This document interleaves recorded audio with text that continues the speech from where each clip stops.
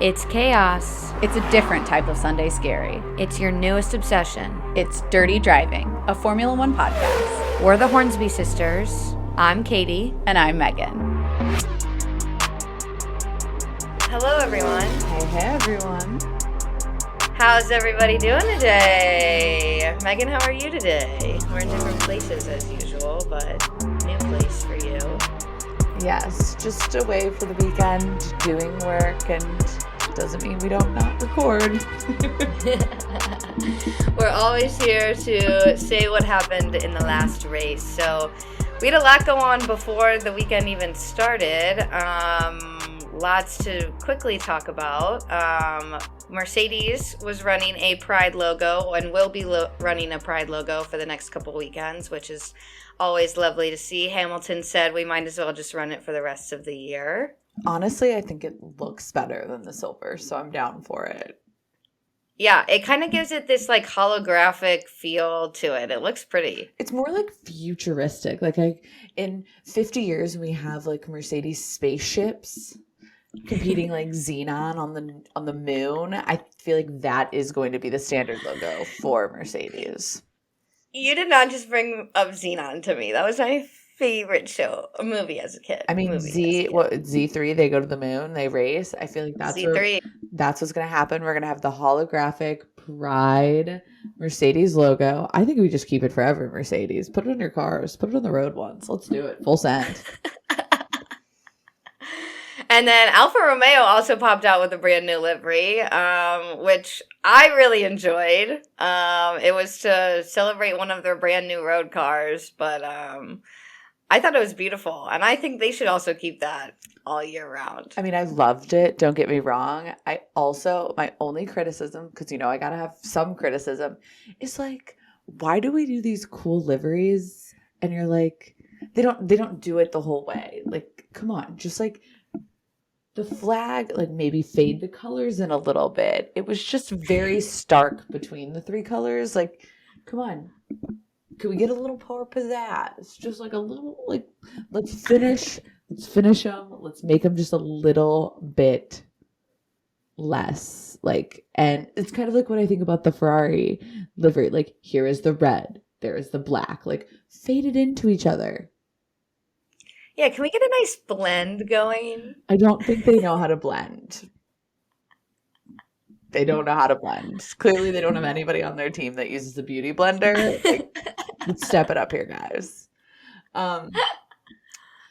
Well, other things that happened that are very important that happened, and I didn't actually think this was a legitimate thing that you could do, but Lewis Hamilton became an honorary citizen in Brazil. Not doubting it, not criticizing.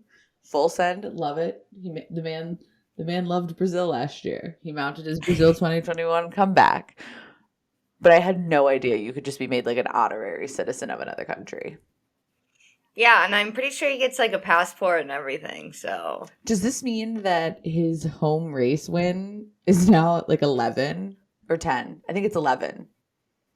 Because he has his 8 Silverstone wins and then 3 Brazil wins. Does it mean he's at 11? He's the most winning driver at home? He might just be with Brazil. He might just be. We'll have to fact check that one, but fuck it. I'm deciding right now. Lewis Hamilton, most winning driver at home. Thank you, Brazil. He has dual citizenship now. Lucky duck. Lucky duck. He did it by becoming a famous F1 driver who loves Brazil, and I'm just looking for my green card, so. She has another way she's going to get that. It has nothing to do with F1 driving. All right, what else happened, Megan, this weekend? Okay, we had Williams had the $25,000 fine following a procedural break of Formula One's financial regulations. This rule, it's one of those tricky financial rules that I have not dived into F1 other than knowing but the budget cap. Like, I don't really care about when you report your finances. But the rule says from 2021, teams are required to submit like a interim account of their spending against the cost cap. And essentially they didn't do that. They voluntarily disclosed the truth. They fully cooperated to seek a remedy, and then they paid the fine as a result.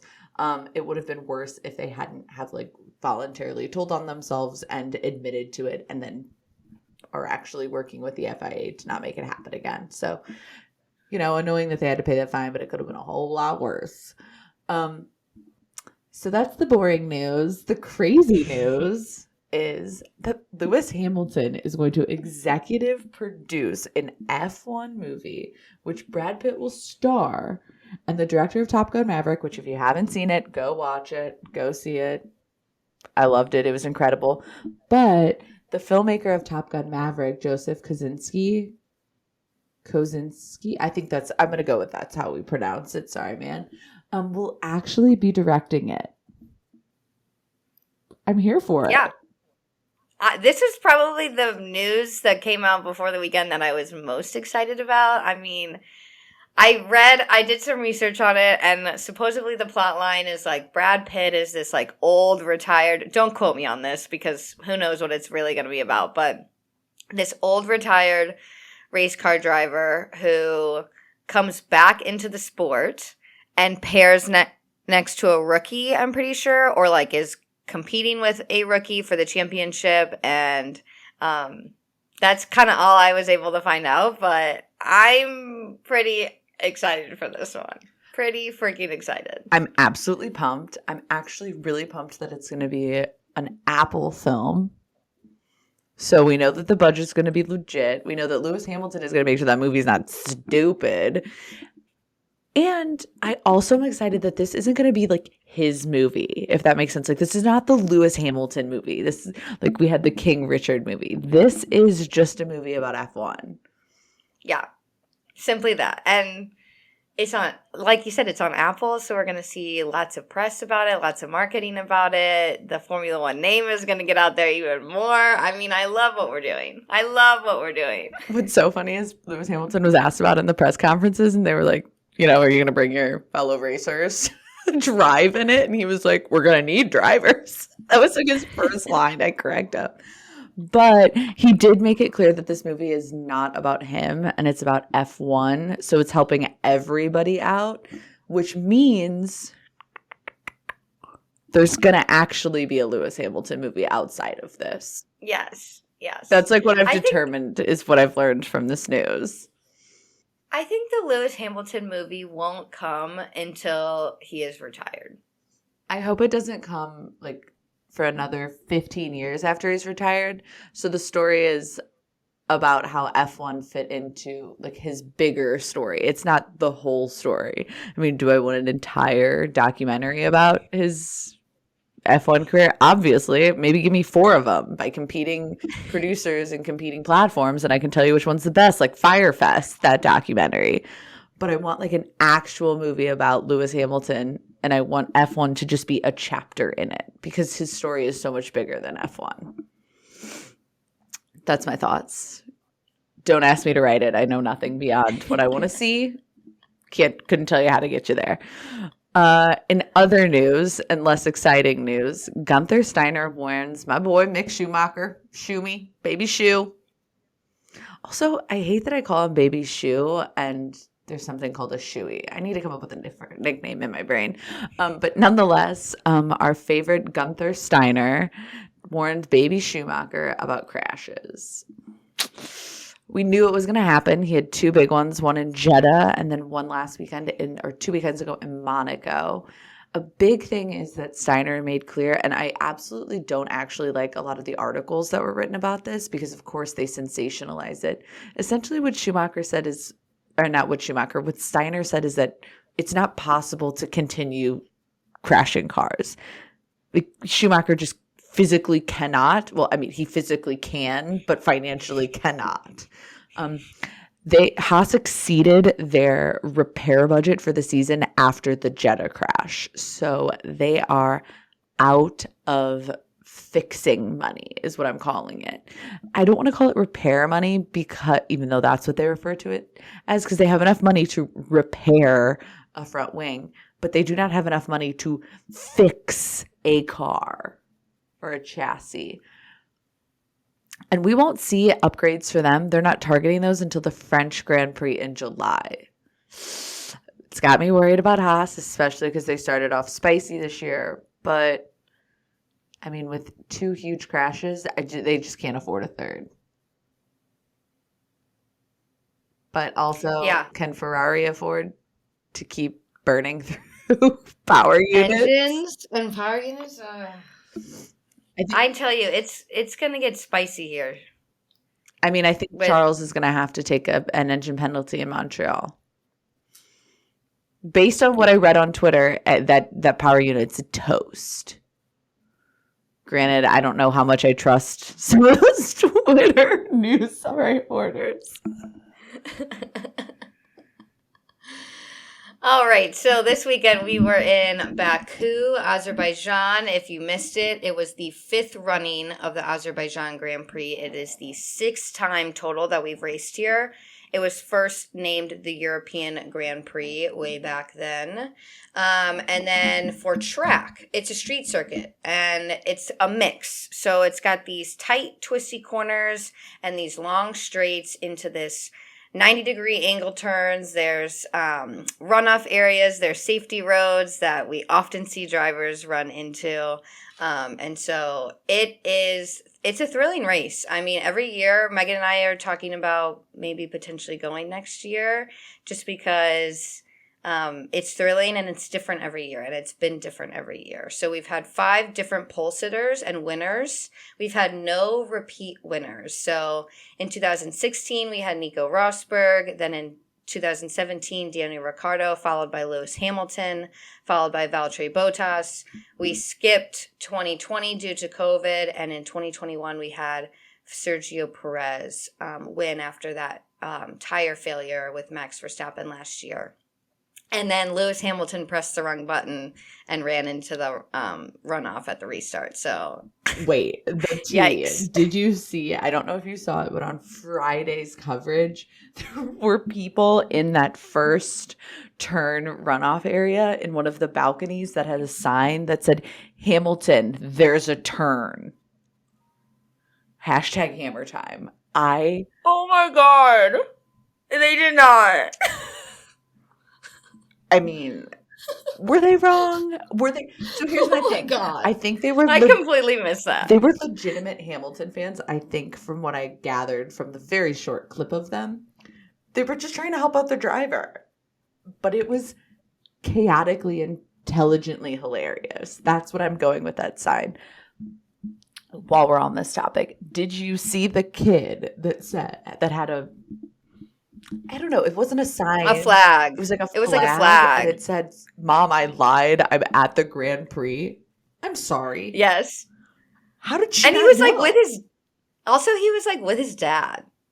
Did the dad lie? The dad lied. The dad totally. The dad lied. Definitely lied. The kid didn't lie. The dad lied. 1,000% was like, "Honey, me and the kid, we're gonna go out for the day. We're gonna run some errands." Next thing you know, Azerbaijan Grand Prix. I need to know if these people are from Baku or literally changed countries. And if, in fact, they did lie to the child's mother. So many questions. Where was she? And why wasn't she invited? Also, we did some wild shit as a kid, but why the fuck did we never lie to mom and go to the Grand Prix? A Grand Prix. Probably because we had no idea what Formula One was when we were that old. We could have crossed the river and gone. Could have gone to see, what is it, IndyCar over there? Or NASCAR. They had NASCAR there 2 weeks ago, and everyone was there, and I was like, sorry, wasn't there. That was an F1 weekend. Sorry, friends. Yeah. F1 always comes before NASCAR. Sorry. I need more details to the story, so. If you're listening. They are not. And you know the kid. They might be. Please let us know. Where does your mother think that you are? Because it's not like the Grand Prix. You just like, "Oh, Mom, I'm gonna go to my friend's house back in 3 hours." He must have been gone all day with his father.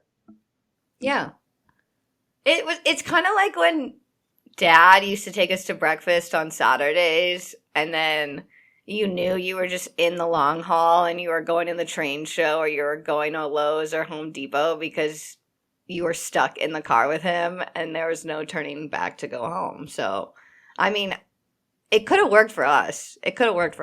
Yeah, except switch out Lowe's for the Grand Prix. I'm sorry, Dad. Why didn't you lie to Mom and take us to a Grand Prix? Come on, Rocky, step it up. Lie to Mom a little bit better and more chaotically. And take us potentially internationally. Yeah. If that a secret international trip over to see a Grand Prix. This is going in the letter. In Roger's book, this is going in. It's going in the book. Okay, let's finish. Now, sorry, total digression, but also a point that I need to get out, and I need people to hear what their thoughts are. It was just important to me. Lots happened this weekend, but what was most important was what that child's mother actually thought. Put that up there with like discussing Ferrari's DNFs in importance. It's up there. We entered this weekend with Verstappen 9 points ahead of Charles Leclerc and Sergio Perez 6 points behind Charles Leclerc. It pains me to say this, but we are leaving this weekend Verstappen ahead of Charles Leclerc by 21 points, and Perez actually jumping ahead of Charles and is now leading him by 13 points, but is behind Max Verstappen in the drivers. This is all thanks to that Red Bull 1-2 and the Ferrari nothing and nothing.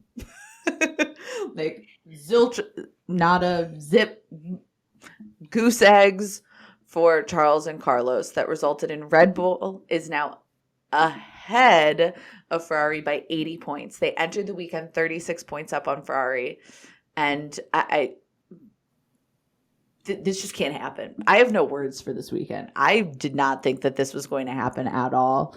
In fact, I was really, really, really hoping that we would see a Charles Leclerc victory.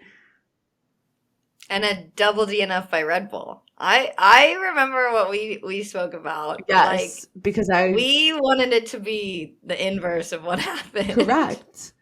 I also, Katie, there was a point, I know you will know this point, when we saw it was Max and Checo on the straight, just like Danny Rick and Max Verstappen. And I was like, holy shit, are we about to have a Red Bull DNF and a Ferrari DNF? I was like, is George Russell, for like 15 seconds in my brain, not even 15 seconds, it was like 4.5 seconds. I was like, is George Russell? Is it going to happen again? Is this a George Russell? Is George Russell going to take his win? We also know. Okay, we're going to get into the weekend, but we have to discuss George Russell quite a bit. So let's dive into the weekend. Any other news you wanted to bring up? Am I missing something? The only other thing I wanted to add was that the last time Red Bull was 1-2 in the driver's standings was back in 2011 with Sebastian Vettel and Mark Webber. So 10 years later, now we've got Max Verstappen and Sergio Perez 1-2 in the championship. That's the only thing I wanted to add in there, that here we are 10 years later. Oh shit, I did have something else. Shit, this will be a day late and everyone will have already seen it, but this morning, what is it? June 13th, Monday, June 13th, when we're recording this in the hotel, Fernando Alonso officially has the longest F1 career. I saw this on Instagram this morning, and I have to mention it. I'm sorry, everyone. This is going to be a day late or multiple days late, depending on when you're listening to this. If you're not listening to this on Tuesday, what are you doing? Sorry. Fernando Alonso has officially been in Formula One for 21 years, 3 months, 1 day. He has, listen to this number, Katie, this is atrocious, 18,427 raced laps. He has 341 race starts, 221 races in the points, 98 podiums, and 32 race wins. So shout out to Fernando Alonso on the longest F1 career. Big congratulations to him. Mans is old and has an awful reality television show on Amazon Prime. And is the only one not complaining about porpoising, but we will get to that later. I also did have another nugget that we need to address, and I'm going to address it here off the top. There is a rumor. I got a rumor for you. You ready? What's the rumor? Oscar ready. Piastri will replace Nicholas Latifi. I, I can't even get the rest of the words out at Silverstone. And when I tell you that this tea better be the damn truth, It better be the damn truth. I'm done. Granted, Latifi didn't really mess up this weekend. He didn't. Latifi was less of a Latifi, and Stroll was more of a Stroll. But nonetheless, I would love to see Oscar Piastri actually replace him. Like, actually replace him. And then let's actually see if Alex Albon is just really great at driving an utter shitbox, or Latifi's just utter trash. Like, I need a good reference point, because talking about Alex Albon this year is difficult because Latifi is just dumpster fire. Not giving us anything. And with that, should we talk about the weekend? Let's talk about the weekend. Let's talk about the weekend. Jump in on any of this practice shiz that we've got to talk about. Okay, let's talk about Friday. Friday, fastest of FP1 was Sergio Perez. And when this happened, I was like, damn, that Monaco confidence. He showed Monaco up. confidence. Is it the contract confidence or the Monaco confidence? I think it's both. Needless to say, Checo topped the charts in FP1. This was an interesting practice round or practice session. Schumacher went into the wall with a yellow flag. There was a lot of porpoising that showed back up. We had Mercedes and Ferrari that were most affected by it. And let me tell you, Lewis Hamilton was not quiet on the radio. In fact, I think he was the least quiet on the radio of all the drivers this weekend. We had Nicholas Latifi using that runoff for his car dying and resulting in a VSC. But the most interesting part of the F1 or FP1 and FP2 was really the conversation about what was going on in Red Bull and that DRS situation.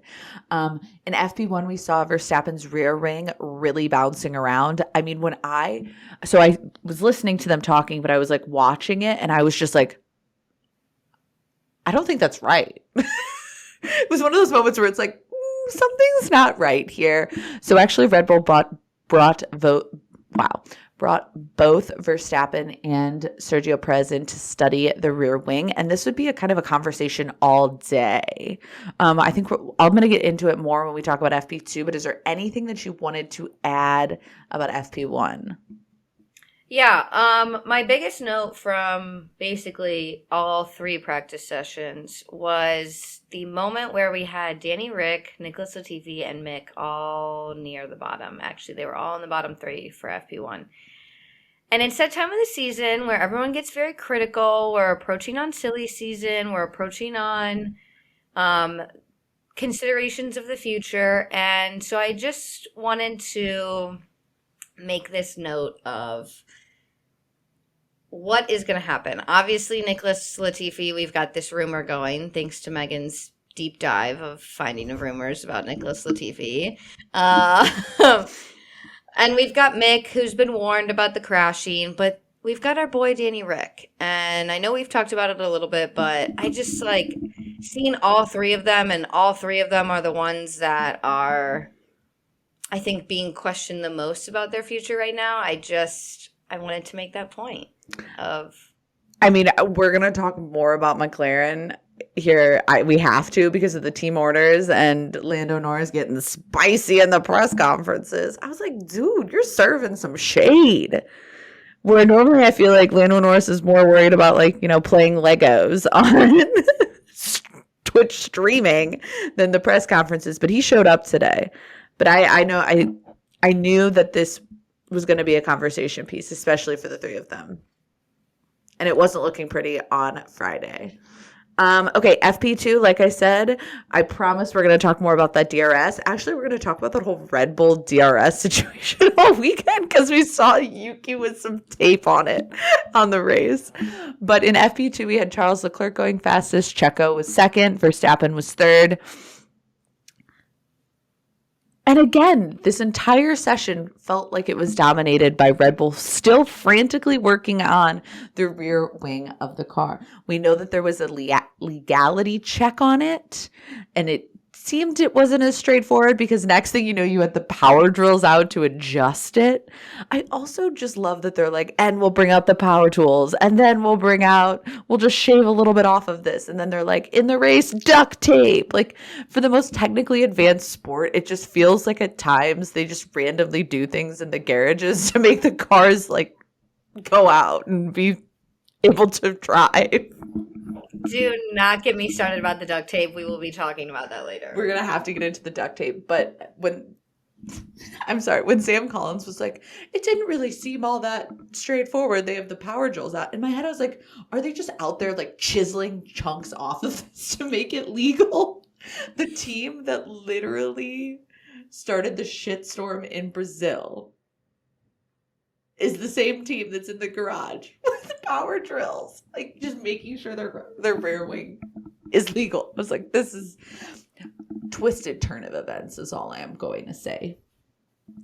And the Alpines, the last note I had about Friday before we really dive into Saturday is that the Alpines looked quick. I say that a lot on Friday, is the Alpines look racy.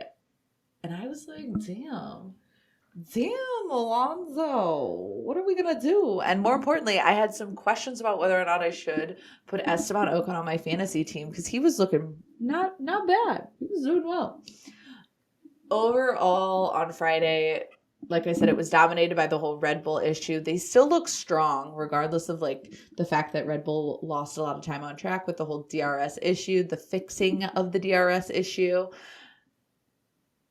And it was an interesting Friday. Let's just say that. It was very windy. It was very, very, very, very, very windy. We had Lando Norris talking about how windy it was, but luckily the wind would die down over the weekend. So let's talk about Saturday.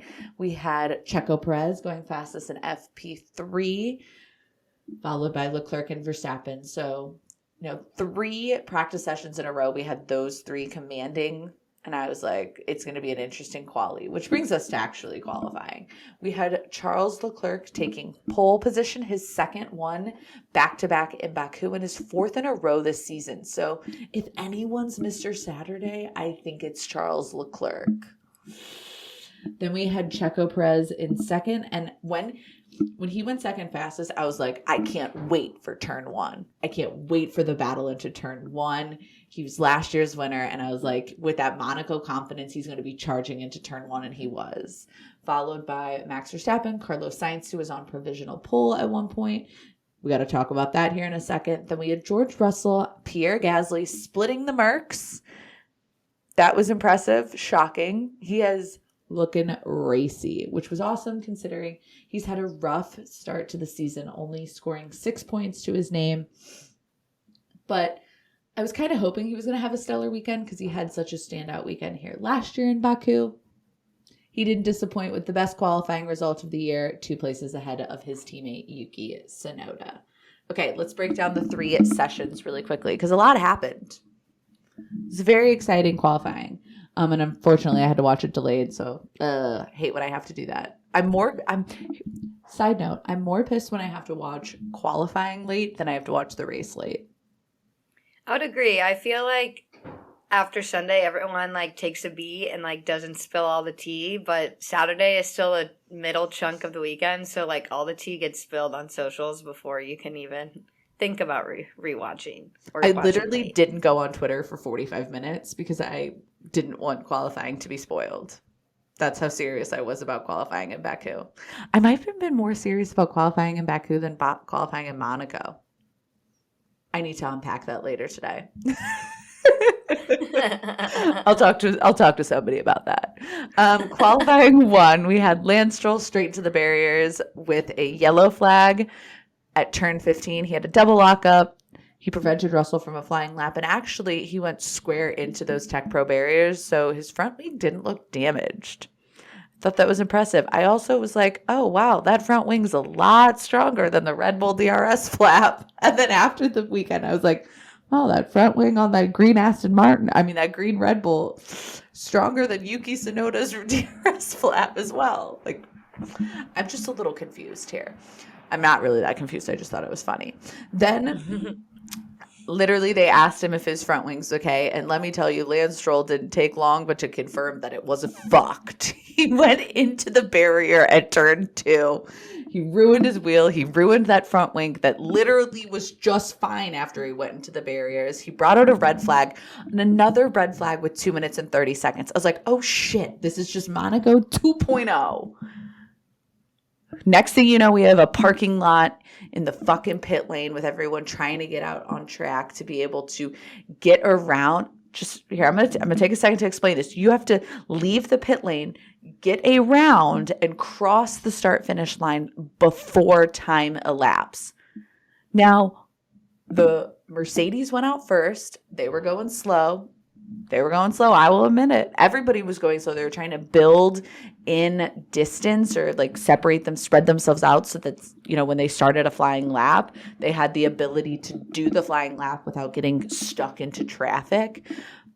But this was so stressful for me, Katie. Was this stressful for you, knowing that Valtteri had not set a representative time and was down there in P17? I was very, very, very stressed. I, in fact, looked away and I just was listening to this at this point because I couldn't bear to see them not cross the line. But he made it happen. Thank God, literally after 143 races of making it out of Q1, if Valtteri, my boy Bottas, if he didn't take that ass across the start finish line fast enough, I was going to be peeved, and then I was going to say that we're cursing people with our fucking deep dives. But it's okay. It's okay.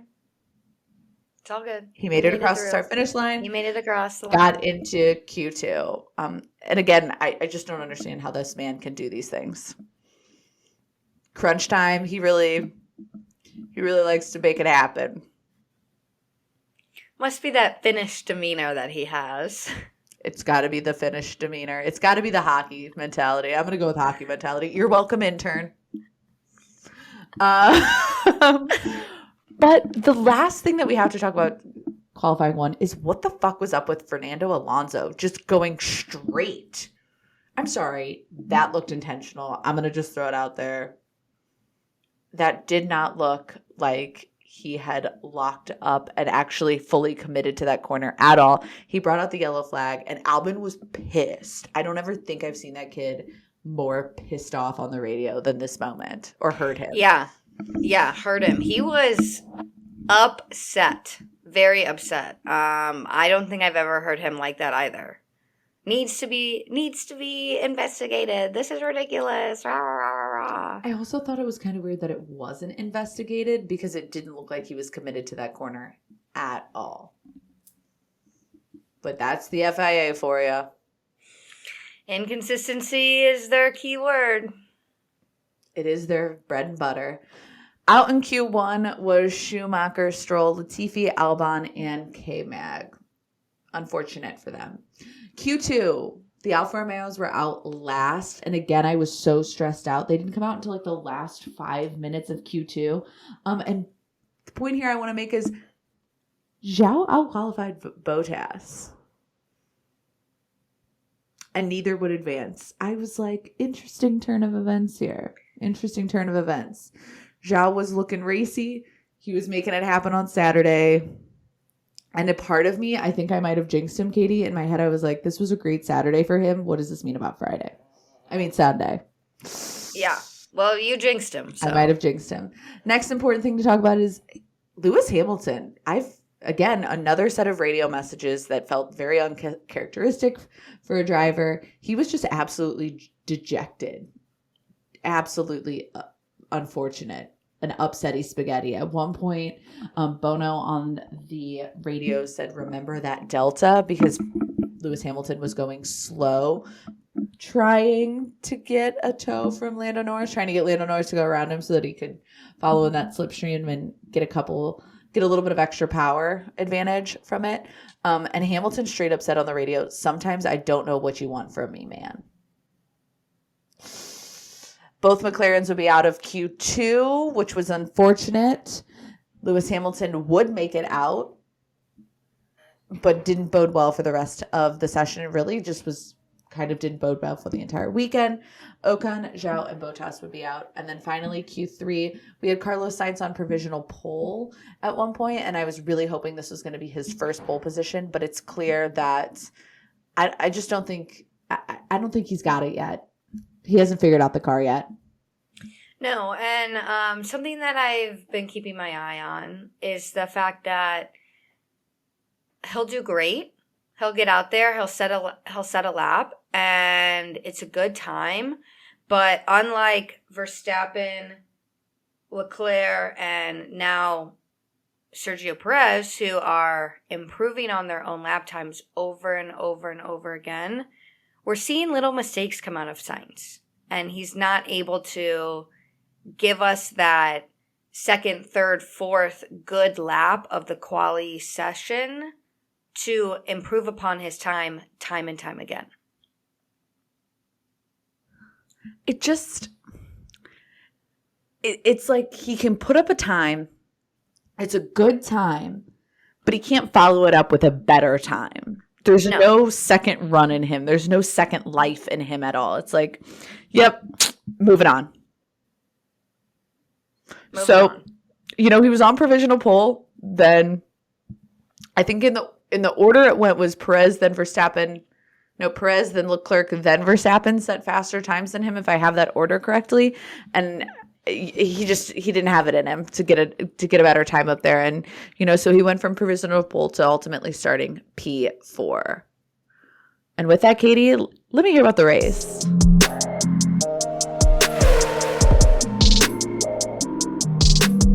Yeah, let me tell you about the race. So, it wasn't noted until after we were lights out and away, but it happened before we were lights out and away. Nicholas Latifi was put under investigation to kick off the race. Reason for it, mechanic was still out on the grid after the warning, so it was really more of a team issue than a Nicholas Latifi issue. But since it is Nicholas Latifi's car, I'm counting this as a Nicholas Latifi issue. So another stellar weekend for our boy Nicholas Latifi. But it was lights out and away we went in Baku with a dream start off the line for Charles and Sergio, who then suffered this huge front left lockup into turn one, which allowed Checo, who, again, had a great launch, to take the inside line and the lead of the race. And before we knew it, Max Verstappen was challenging for P2. Sainz was on Max's ass, and Max was on Leclerc's ass. Luckily, with Max having to defend against Carlos, Charles remained in P2. And it was a stellar start to the race. I thoroughly enjoyed it. I rewatched it probably like 6 or 7 times. But it was exactly what I wanted to see from Checo, and that's what I got. It's not what I wanted to see from Charles, but what I wanted to see from Checo. I feel like this race start proves the importance of having both of your cars on the front row or both of your cars on the second row. The whole splitting of the teammates, this is why teams don't want it, because Max was stuck focusing on Sainz behind him and not focusing on attacking. This is why you don't want your cars split. This start is the example. This is what team principals should be like. Go watch this. And this is why your bitch asses need to not lose positions. Because if into turn one, we had 2 Red Bulls leading 2 Ferraris or 2 Ferraris leading 2 Red Bulls, then that second car would have been able to back up their opponents, which honestly, kind of impressive that Checo was like 1.2 seconds ahead of Charles Leclerc after the first lap. Maybe it was 1.1 seconds. So even splitting the cars, still impressive. Sorry, had to jump in and say it. Keep going. No, that was beautiful. Early on in the race, McLaren issued some team orders for Daniel to remain behind Lando as they were trying to pull away from Ocon. So I just felt that was so early in the race to be aiming for or to be announcing team orders. So had to, and I know we're going to talk about it later, so had to mention that. And then on lap 9, we saw our first yellow flag and DNF with Carlos Sainz into the runoff area at turn 4. He had a failure, so he was our first DNF. We had a lot of DNFs this race, which made for an interesting race, albeit far from a boring one. On lap 13, we saw this attempted overtake Vettel around the outside of Ocon into turn 3. He ended up in the safety runoff, spun, got back on track. He was passed by Yuki Tsunoda. We saw Vettel and Ocon, attempting to get around Ocon in that same spot a couple times. He was actually able to quite a few laps later, deep in the lap 20s, and we saw him eventually pass Ocon, but they had a nice battle throughout the race. Just a lap later, so lap 10, we saw the Red Bulls coming up the straight with, like we mentioned, Max Verstappen passing Sergio Perez to take the lead. We thought it was going to be a Daniel Max Red Bull review of running into each other, but I think Perez lost a lot of pace in the lap before, and he was told no fighting, so it was a clean pass. And there really wasn't much that Sergio could have done to defend Max, knowing that the very next lap, Max could have easily have had him just on pace alone. Lap 18, we saw Hamilton pass Ocon on the inside of turn 3 to get up to P9. It had been boiling for about 5 laps, so it was nice to see Hamilton be able to make that move around Ocon. Oh, the hardest news of the whole entire race. Megan's rolling her eyes as I say this, but it's lap 20. It was a huge blowout for Charles Leclerc. Big smoky engine causing the double DNF for Ferrari. He was able to make it back to the pit, so we didn't necessarily have any impeding on the race, but it ended the day for the boys in red, and it ended my day. I was pretty upset. I spent probably the next 10 laps being like, what the hell, Matteo? Just like in pure rage mode. Yeah, because it's clear that we are now experiencing and have been experiencing major engine issues that need to be addressed. If we're going to continue this fight. Burry, I get it. You wanted to focus on performance, but where the fuck is the reliability? You're letting me down on Sunday. You get me all hyped up on a Saturday. And the next thing you know, Sunday, I'm just so dejected and have to spend the whole day contemplating my life decisions and supporting Ferrari this year.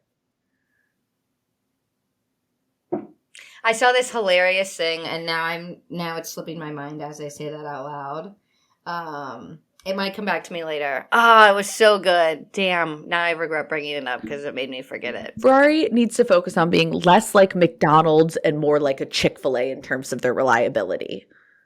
Maybe they should have designed their jerseys to look more like a Chick-fil-A uniform than a McDonald's one. And that's the T. And that's the T on Ferrari. That's all I'm saying. I think you used the wrong fast food establishment to be your benchmark of reliability. Hell, sometimes the McDonald's gets my Diet Coke order wrong. I'm so mad about this whole double DNF thing. Like, I'm legitimately livid. She's in the angry part of grief. She's working through it. It's a long, angry section. All I can say, it is going to be a very awful flight home, 2 flights home with a lot of airport beers if Ferrari doesn't fucking pull their shit together for Canada. The intern is not going to be happy and will write a strongly worded letter to Ferrari on Monday on our return home if this bullshit continues. And it better not. It better not. I don't think my wallet nor airport security would appreciate this, Ferrari. Maybe I should just send my bill to them. Matea, for emotional distress you have caused this. 6 airport beers later. Well, prayers and manifesting that Ferrari is going to have a beautiful weekend in Canada. Everyone, this is everyone. Get your candles. Get your candles. Al, we're doing a prayer circle. We're doing a prayer circle. We'll set a time and let everybody know. Cry session at 8 p.m., prayer circle at 9 p.m. Katie, keep going. I'm going to get us back on track. Yeah, I'm going to get us back on track. All right, it was the second time in 3 races that Daniel Ricciardo has been overtaken by Pierre Gasly. Finally, were the words of Pierre on the overtake, like finally able to get around this man. Pierre went on to make it up to 5th place, one of his best results of the season. I believe his best result of the season, off the top of my head, it has to be. And Daniel went on to get passed by Lewis Hamilton as well. Daniel finished the race 8th in front of teammate Lando Norris, and we'll get into the spicy details of the second round of team orders from McLaren in a minute. Lap 24, we heard terrible news for Guan Yu Zhao, who was pulled back into the pits and DNF'd. Lap 33, we had K-Mag having to stop the car and pull over virtual safety car and yet another DNF. He hopped out of the car and the car started rolling away and he was waving frantically to try to get some support. It was a funny moment of the race. I highly suggest giving it a watch. Stroll was also behind him on the DNF train, having to retire due to a vibration within the car. So 5 DNFs for the total on this race. Yeah, it's that point. We're at that reliability breaking point, and we're now going to start to see a lot of penalties thanks to taking engines and new power units and all of the good things. So Lewis Hamilton passed Yuki Tsunoda, who had a broken DRS flap. He was shown the mixed black and orange flag. He comes into the pit, and I think they're just going to retire the car. Like, that's just it. We're just going to be done. You're not going to be able to use DRS. No. They come out with the tape. And I'm talking like strips of tape. They're frantic about it. You know that. You know it's not on there cleanly. Like, I know that tape is not on there cleanly at all. It's double folded over. It's messy. But it gets the job done. And Yuki's like, so what the hell? He's like, what's going on? And they're like, no DRS the rest of the race. So, he ended up finishing 13th, whereas Lewis finished P4 ahead of Yuki's teammate Pierre. But, it's fine. The tape worked. He made it to the end of the race. I think that's all that matters when you're pulling out the duct tape, is if you just make it to the end. Which finally brings us really to the end of the race. Lap 50, Lando was told to hold position behind Daniel. Got a little spicy, but it was really his post-race comments. And then lap 51. Final lap of the race with Max Verstappen becoming the 6th different winner to take a win in Baku. Sergio Perez took 2nd and the fastest lap. And Mr. Consistency, George Russell, up on another podium of the season in 3rd place. I mean, Katie, you said it right. Charles Leclerc is no longer... No, I'm sorry. George Russell is no longer Mr. Saturday. He's Mr. Consistency, and Charles Leclerc is Mr. Saturday. Yep, and I wasn't going to say this. I wasn't, but I'm going to have to. Max Verstappen may be Mr. Sunday because he has now won more races from a Charles pole than Charles has won races from a Charles pole. Honestly, Charles should stop going for pole. It clearly does not bode well for him. Stick to P2, P3, dude. Like, literally, pole position is not your place. Stay in your lane, Charles. Stay in your lane. No. Just no. We have to talk about George Russell here. Yeah, we have to talk about George Russell. Because that kid, man, human. Sorry, I didn't mean to call him a kid. He just sits back and waits for bullshit to happen in the front and just swoops in with like, hey, I'm here. How y'all doing? And he's been timing it perfectly. And I think that he's had patience. We are seeing what kind of a driver he really is. I think this was an excellent move for him. And never did I ever think he was going to be outperforming Hamilton like this, but I'm proud of him. I am proud of him. This is a phenomenon. I'm calling it a phenomenon because he's playing it so intelligently. I'm sorry, so intelligently. Like, let me just vibe here.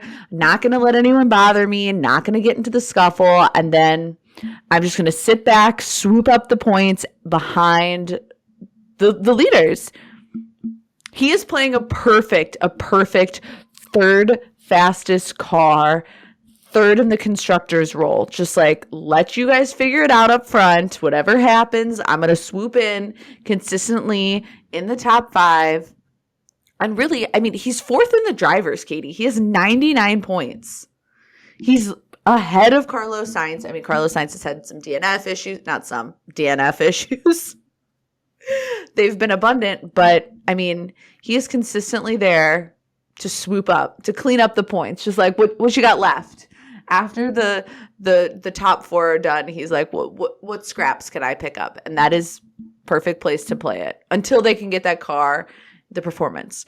Once Merc gets that car's performance, he's toast. I mean, not he's toast. Like, the people ahead of him are toast. Yeah, I mean, I was trying to pull up the run of how well he's done so far this year, but I mean, take a minute to head to Formula1.com, go to the standings. I think Megan's pulling it up right now. Yeah. But it's just been incredible, and he's timing it right. He's got the patience, he's got the temperament, and I really think that we will. I mean, he's 17 points behind Charles. That's all I got to say. That's all I'm going to say. Okay, here is his run. I'll just go in order of the races. So, P4, P5, P3, P4, P5, P3, P5, P3. Beautiful. I mean, he's like been in the points every race, been in the top 5 every race, is just consistently like sweeping it up. Like, I know my car doesn't have the performance, but I can consistently sit and defend this position, take it close enough to the leaders. It's impressive. Very impressive. I did think it was interesting that his comment this week was like, if you told me last year that we would be we're 8 races in and he wouldn't have a race win with Mercedes, I'd be disappointed. But he's intelligent and self-aware enough of like the car's performance to say like, look, but if I actually look at this year, this has been a great performance for me. And I think that's completely true. Agree. Absolutely agree. Okay, so this weekend, I didn't think I placed any bets, but I got an email this morning saying that my balance had changed in my DraftKings account, which I'm screaming. I didn't know I had a DraftKings account, so I had a birthday trolley on Saturday night, which if you don't know what a birthday trolley is, you get on this trolley with all your friends and you get drunk. So I guess at some point on Saturday night, I placed a bet that Sergio Perez was going to win. I obviously lost that, but it was only $5. So at least I was responsibly betting when I was drunk. That's all I've got to say on that. Oh, but get ready for Canada because I'll be placing some good bets on Canada. Oh, yeah. I think we're going to use some of Roger's money. He doesn't know this yet either. No. And I'm going back to Bet USA. So many more options to bet on. I went and looked on DraftKings this morning, and there's just not as many options on what you can place bets on within Formula One. So highly recommend Bet USA. This is not sponsored, nor am I offering any betting advice, but highly, highly recommend. Hot. Well, Katie might not have bet, but you know what's looking damn sexy is my Brazil comeback. I predicted it. Yes, you did. I need the Brazil comeback now. Sorry, you can't have it. I started it. So I am currently sitting P4 in fantasy with 7,331 points, and Katie is at 6,908. Our Azerbaijan fantasy podium, which I love that it does this. Now that I know this is all I live for in my weekends. After the race is over, obviously. We had Smooth Operator in P1. He was the Max Verstappen of this weekend. We had Gabo11, our brother, as the Sergio Perez of the weekend. And we had Ham is King as George Russell. Ham might be king, but he was the George Russell of this weekend coming in P3. Again, we still have Smooth Operator leading, but I'm thinking now that I've had my Brazil comeback against Katie, I need to start setting my sights on P1. So Smooth Operator, don't worry, I'm coming for you. We have lots of rounds left and anything is possible.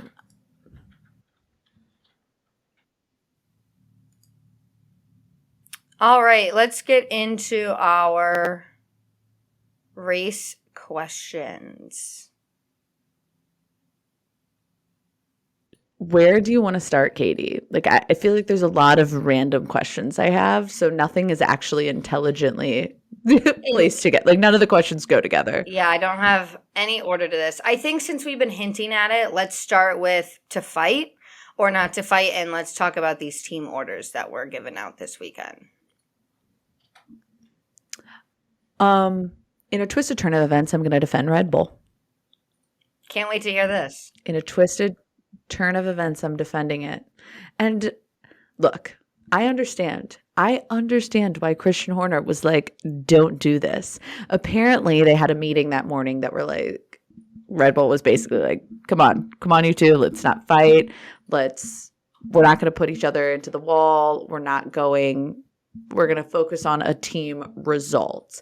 Essentially, Christian Horner was saying, don't have 2018 happen again. And look, for Red Bull, I think this was intelligent. I think this was actually very intelligent. I know, weird turn of events for me, but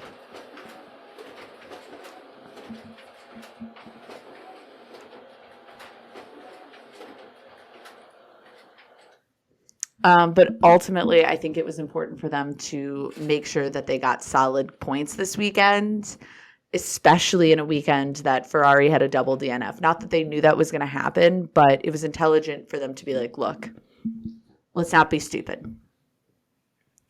Yeah, I think with Sergio Perez being in the position that he is in, he, as we have seen, knows his place and knows to back off when he needs to back off, and let Max through when Max needs to be let through. I will be very intrigued as we get further along in the season, and if Sergio continues to shine as well as he has been these past 2 weekends, if at any point Red Bull may throw some more weight behind Sergio. I have no idea if they will. I have no idea if they would ever, but it's nice to think about. I don't actually think it's ever going to happen. Yeah.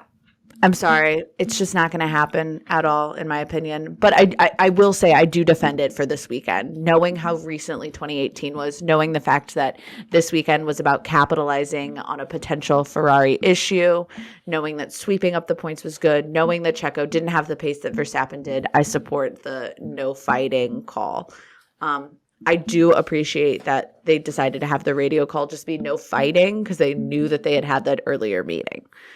Yeah. Now let's talk about McLaren. Yeah. I think I'm just going to head off McLaren by saying what Lando Norris said in the post-race press conference, which was, I could have finished 8th if I was more of a rebel.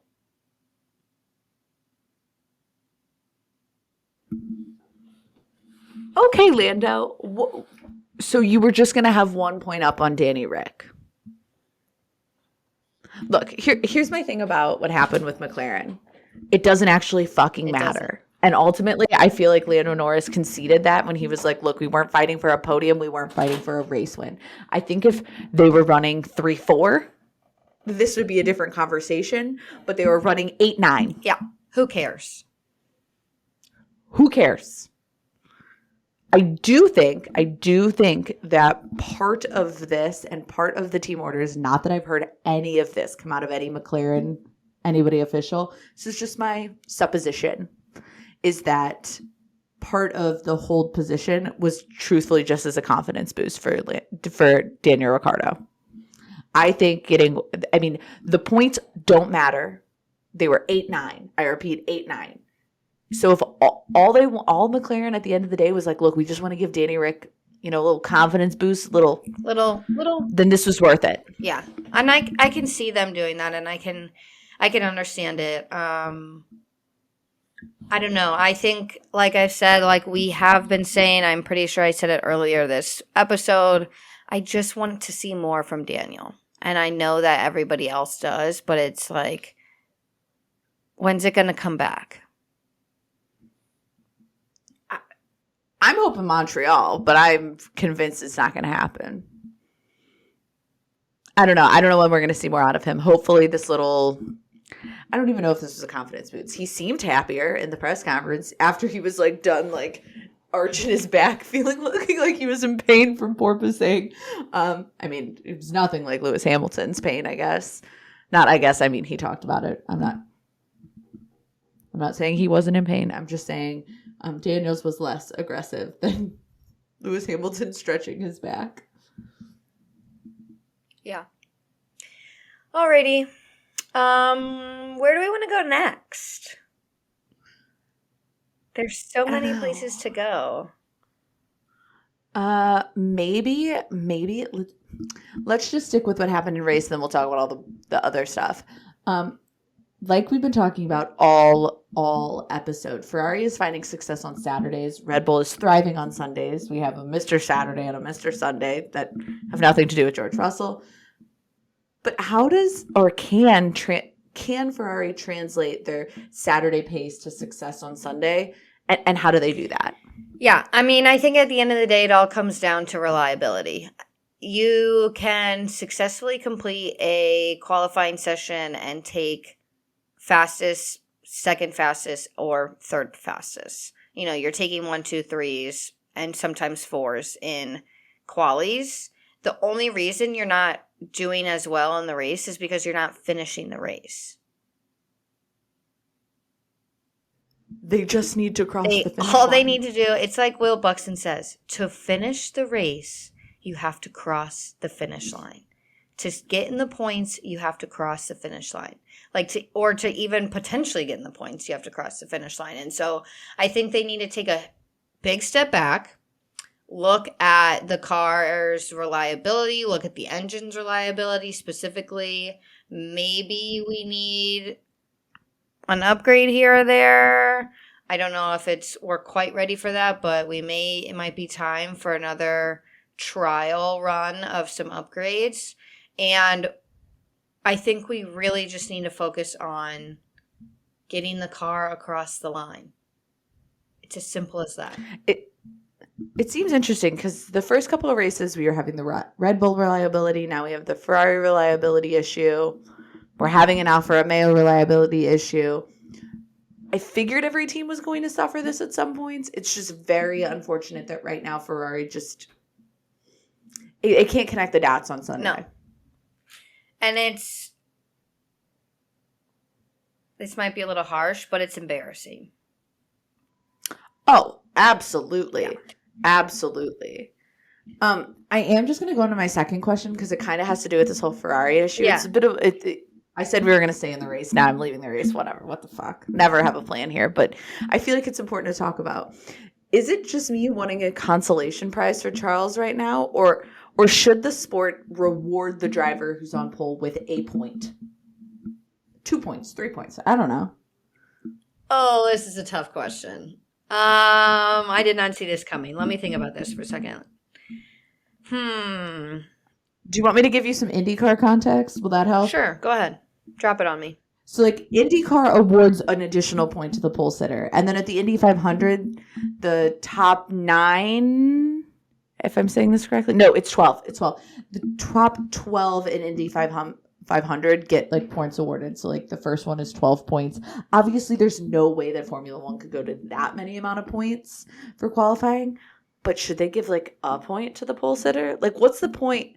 I get what the point is. That sounded stupid. But, like, should there be, like, a points reward for the fastest performance on Saturday? I'm thinking about it in the idea of how fastest lap is awarded an extra point. And if I think about it in that way, then I don't mind the pole sitter taking home an extra point. I don't really know if I have any reasons why I wouldn't be okay with it, other than points are for the race and sprint races, I guess now. Like, the drivers have the opportunity to get themselves in the position to then score points. And that's the monetary behind it, is you want to be in that position to have a better place. And so I don't know if it would really make that much of a difference. We'd have to maybe play around with it a little bit in our beautiful Excel doc of power rankings and maybe add in and see if it changes who is leading. I mean, it would definitely mean that Charles would be further ahead of George Russell, for example, but I don't know. I'm very hesitant for it, but I can't give you a good reason why, other than it's just not how it's done. I don't know. I kind of like the idea of rewarding the fastest lap on Sunday and the fastest lap on Saturday. Okay. But that also could just be my thought process right now because I want to give Charles something. Like, you have great performance on Saturday. You should be somewhat rewarded. Yeah. Maybe this is why I was like kind of a good teacher, but also like a horrible teacher because I just always felt bad. Like, you should kind of be rewarded for your work. So we're going to go ahead and we're going to round you up to the A. It's like math class. Like, Charles Leclerc showed his work. Max Verstappen didn't show his work, so we must reward him. I'm done. This is so funny. Yeah, I don't know. I don't know about that one. Let me ask my next question. Let me ask I think Megan's actually being interrupted by one of her students now. I'm literally being interrupted by a student as I'm making fun of people showing math. Okay, so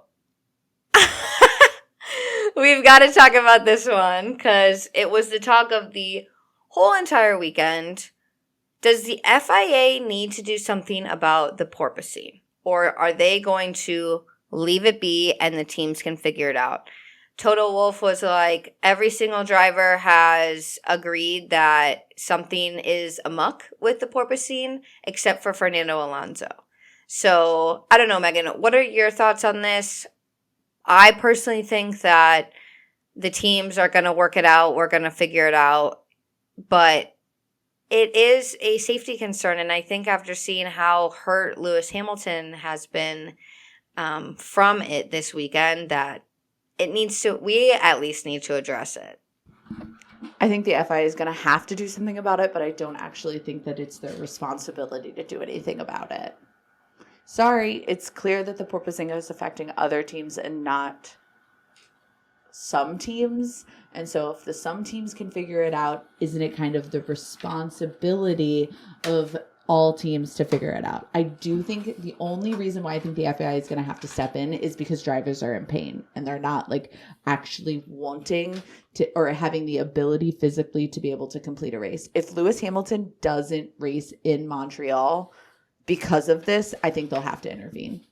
And according to his Instagram, he will see us next weekend in Montreal. So I'm holding his Instagram word to him and hoping that he will actually show. I just hope that there aren't any, that he gets some rest. I hope that all the drivers get some rest. I know he was not the only one and has not been the only one affected by this. So it'll be interesting to see, I think, how next weekend plays out in terms of porpoising.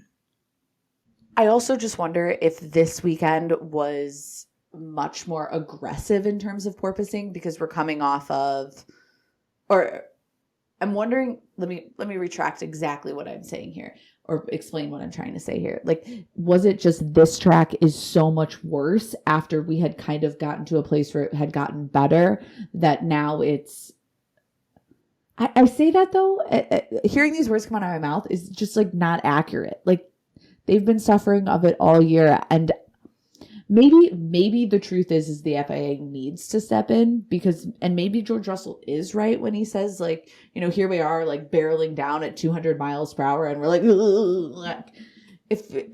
In my opinion, when I was driving to Louisville and I hit the like runoff, you know, on the highway where you're like hit the bumps, if I was doing that, if I hit that at 200 and then had to do it for 90 minutes, I'd be uncomfortable. My back would hurt as well. my back would hurt as well. So, I mean, maybe it is the burden of the FIA to step in. I just don't actually see them doing it, and I see them putting it back onto the teams, which if some teams are able to fix it and some teams aren't, like maybe that is where, maybe that's who has the burden right now.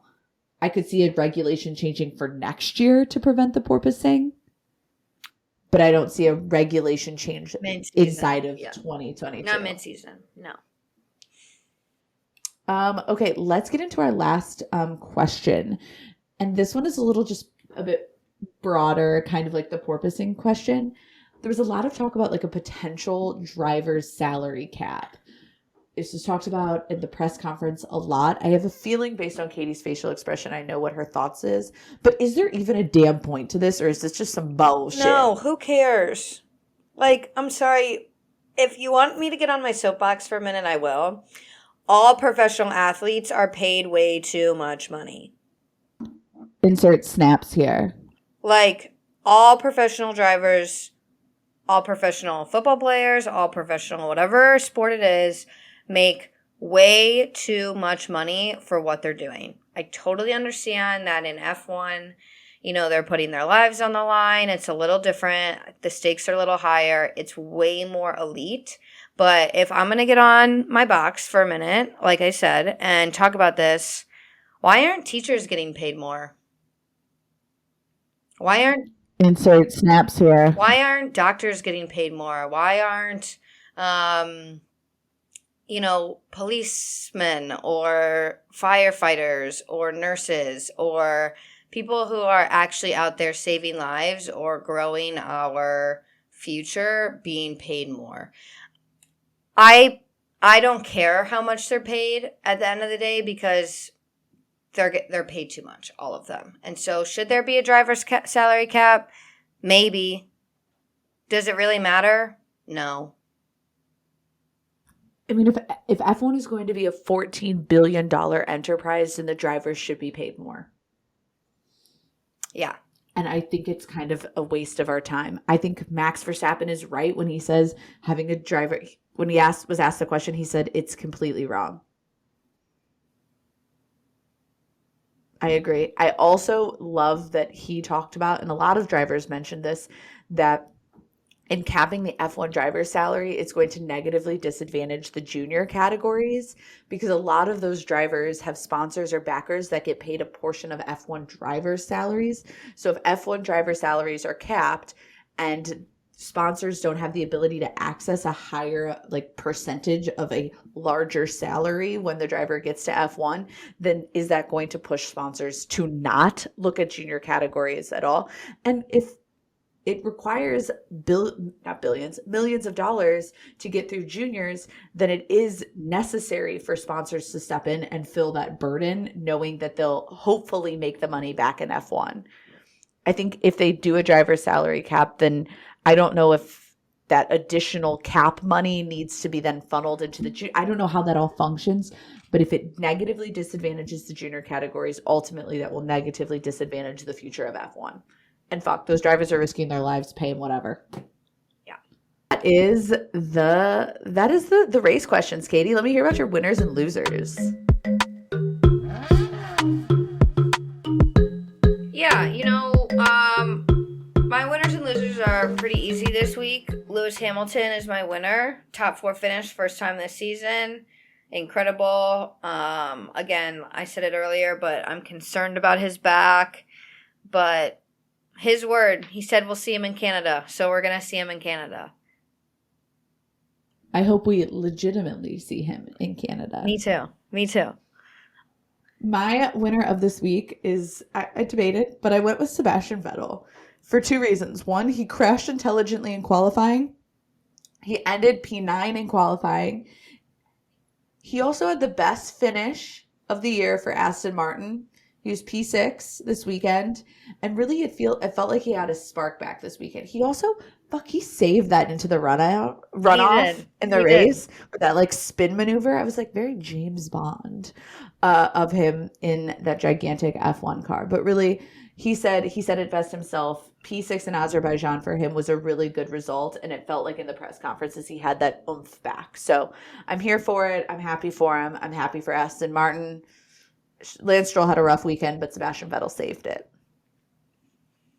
My loser of the weekend was, I debated this too. It was, I don't know. There were so many DNFs. There were so many this, there were so many that. But I took a step back and looked at the bigger season picture. And I chose Carlos Sainz because to be a Carlos Sainz fan right now is incredibly difficult because we are just not seeing performance from him that, I'll be honest, I was expecting out of him from the start of the season. So he's my loser. If it keeps up, he might be my loser of the season, to be completely honest. I caramba on that one. My loser of this week is Zhao. I really felt for him this weekend. He out-qualified Valtteri for the first time this year. He's had 3 DNFs in the last 4 races, and really, it's just shitty that it happened again in Baku. As a rookie, I feel like the biggest thing, and this is something that all rookies need in any sport, is just the reps, like the ability to go out there and be a part of it as much as possible your rookie year and learn as much as possible. And 3 DNFs in 4 races is just fucking unfair to him. He needs the time on track. He deserves it. And really, he was showing excellent race pace before the DNF. So it just was an unlucky weekend for him again. It's his 3rd unlucky weekend in 4 races. And I really want Alfa Romeo to figure it the fuck out. Because clearly he's showing us like glimmers of his excellence, but it just can't translate to a weekend success when the car isn't reliable. And you could hear how disappointed he was when he got the word. Like, he was just upset about it, which, like, every right to be, but you could hear in his voice, like, how ugly it was for him. I really kind of have no more words about it because I feel for him. And maybe I feel for him extra because we just had the Alfa Romeo episode and we talked about him a lot, but I'm really hoping for a solid weekend in Montreal and really a solid weekend where he gets to complete the race time or the race laps, the race distance, whatever word you want to use there, insert it. Yeah, I really hope that there are no DNFs next weekend unless it's entertaining DNFs that are uncontroversial and safe.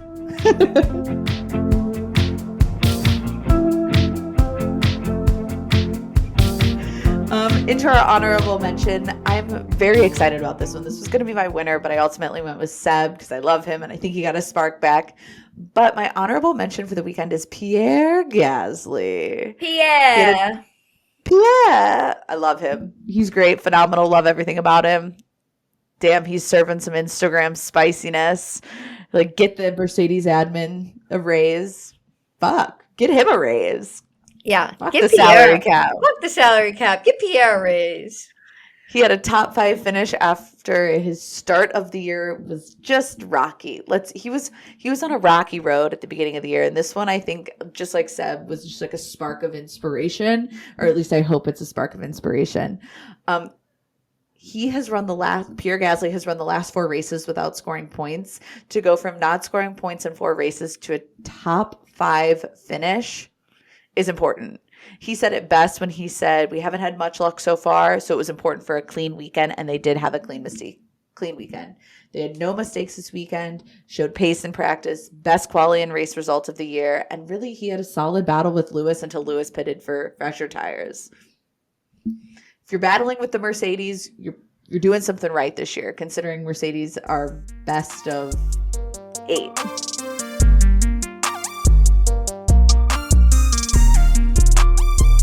For our hidden gem of the week, we chose the fact that there was an all-woman team of officials at one section of the track, which was incredible to see. The photos are phenomenal. We'll put them up on our story on Instagram if you haven't seen them. But in addition, Baku had one of the highest number of female officials at the event. And this year was the first time that we had seen an all-woman team at one of the posts featured at any Grand Prix. So just huge. Everyone knows why it's huge. It's, women in motorsport has been a push for many years, and this goes to any section of motorsport, whether you're driving, whether you're a fan, whether you have a podcast, whether you're participating, or whether you're volunteering as one of the marshals. It's great to see. And they were decked out in all pink in support of breast cancer. So the photos are truly just so good. I'll put them up on the story so that you can all see them, but it's incredible. Pink for Breast Cancer Awareness Month. Not in support of breast cancer. Yes, sorry. You guys, yeah, you know what I was talking about. You knew what you were saying, but I wanted to clarify for everyone. Thank you, Megan. It's early. I made a record real early this morning because I'm in Eastern time. It's on me. Katie, where are we going to next? It's happening, everybody. Pack your bags. The tank is clean. I'm just kidding, if you know that reference. The sun is out, the tank is clean. The sun is up, the tank is clean. But Megan and I have our suitcases out. We're throwing clothes in there. We're throwing all of our F1 merch because we are headed to the Canadian GP for the first time. And for the first time since 2019 because we didn't have it in 2020. So it is, or 2021, excuse me, COVID, man, it really took us out. It is a 70-lap race that was last won by Lewis Hamilton and saw Sebastian Vettel and Charles Leclerc on podium. It was an exciting and controversial race due to Sebastian Vettel being handed a 5-second penalty that automatically promoted Hamilton to first after having been within 3 seconds of the Ferrari for the whole race. It would give to one of Megan's favorite moments. It's also one of mine, but it's definitely one of Megan's, of Vettel switching the signs in the pit lane from 1 to 2. So truly incredible. I love a petty moment. Give me a petty moment in the pit lane. Give me a paddock petty. I need paddock pettiness in Montreal. And we hope to see it. Check out next week's episode as we review our Canadian Grand Prix adventure. Thank you so much for listening to another episode. Don't forget to subscribe and follow us at Dirty Driving Pod on Twitter and Instagram. Until next time, stay dirty.